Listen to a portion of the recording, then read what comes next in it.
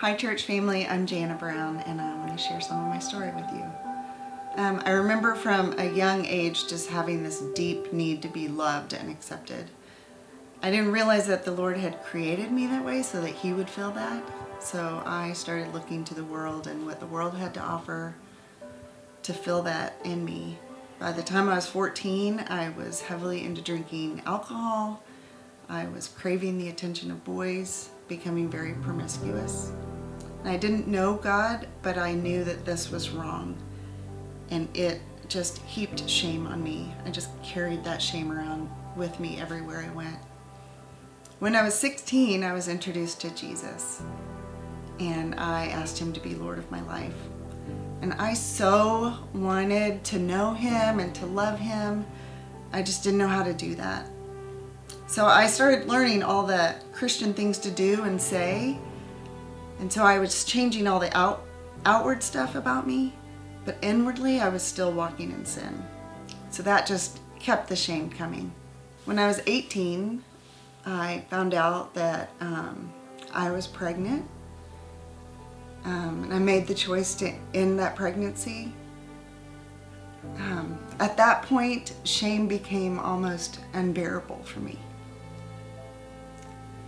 I would hear people share their testimony that they were walking in sin, they met Jesus, and then life has been great ever since. And I just felt so desperate to have that testimony. That wasn't my story. I was still walking in sin.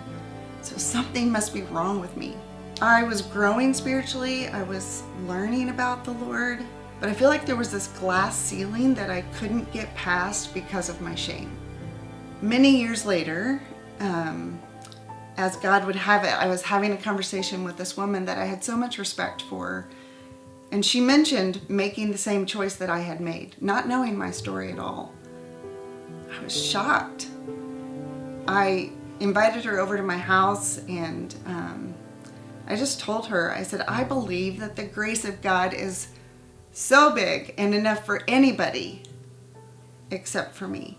I didn't deserve it. I told her how I had prayed and prayed for forgiveness, but I just couldn't feel it. So she asked me if I believed that God's word was truth, and I said that I did. So she challenged me and said, well, you have a choice to make.